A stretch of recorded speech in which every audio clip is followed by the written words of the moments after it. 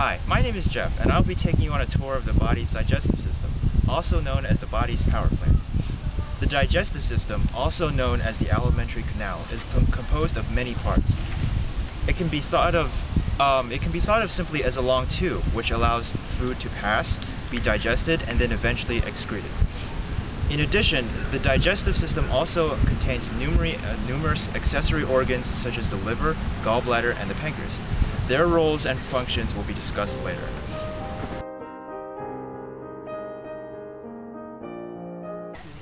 In order to accomplish their tasks, the organs of the digestive system must use many enzymes, just like how a power plant needs workers to operate the machinery. Here we are at the first step of the digestive system, the mouth. As food is swallowed, the teeth break the food down into smaller and smaller pieces through a process called mechanical digestion. Chemical digestion from saliva that occurs here also helps break down starches into sugars. Salivary amylase is the worker that does this.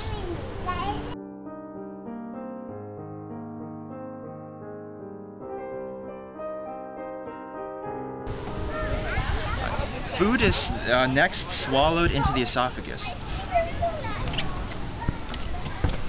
Here, a process called peristalsis is at work, squeezing the food, now called the bolus, in the same way that toothpaste is squeezed out of a tube. Here, however, the bolus must be very careful because the epiglottis must work to prevent the food from getting into the windpipe and choking the person. Okay. When the food enters the stomach, the bolus gets rocked by the movements of the stomach and broken down by digestive enzymes, chief of which is pepsin. Pepsin has the job of breaking down proteins into smaller peptides. The stomach is also highly flexible and able to change its shape drastically and can end up holding up to 4 liters of food.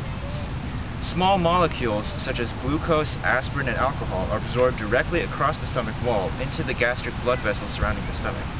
The lining of the stomach has folds called rugae, which allow for expansion of the stomach.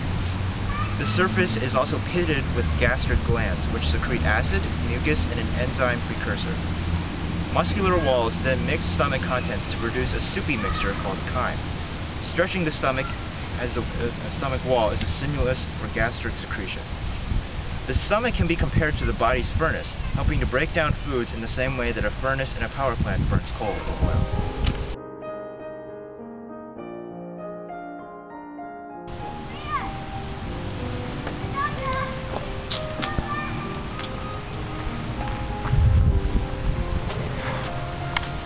The duodenum is the first part of the small intestine. It contains millions upon millions, and in fact the entire small intestine contains millions upon millions of small microvilli. These villi are made up of epithelial cells on the tip, and the food is brought down by the movements of the gastric passage, and eventually these now simple amino acids, sugars, and lipids are eventually absorbed into the villi and into the body.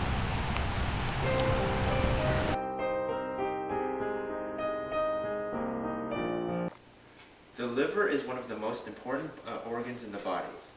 Its job in digestion is to secrete bile, which can break down fats. Bile is a bitter, greenish fluid with a basic pH of around 7 to 9. This is in order to counteract the stomach acids. It consists of water, bile salts, cholesterol, lecithin, pigments, and ions. The bile salts are able to emulsify fats or break them down into smaller particles for easier digestion. The bile is then taken to the gallbladder, which stores it as needed. The pancreas is the other important accessory organ. Arguably, the pancreas contains the most number of enzymes or workers for the digestive system. It secretes trypsinogen, lipase, and many other enzymes whose names are long and complicated sounding.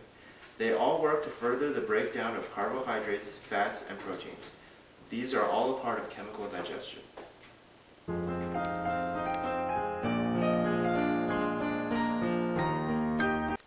The last stop on the digestive system is the large intestine.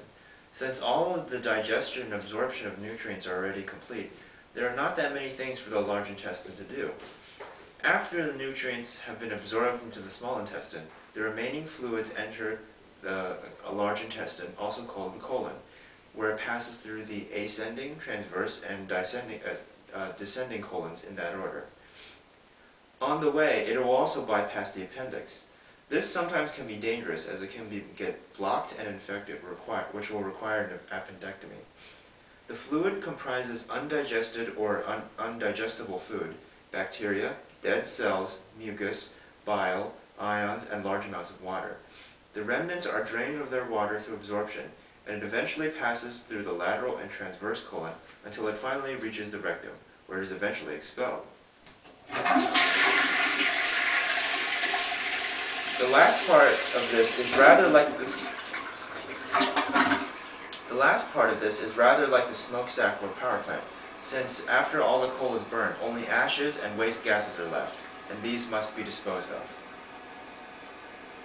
Done?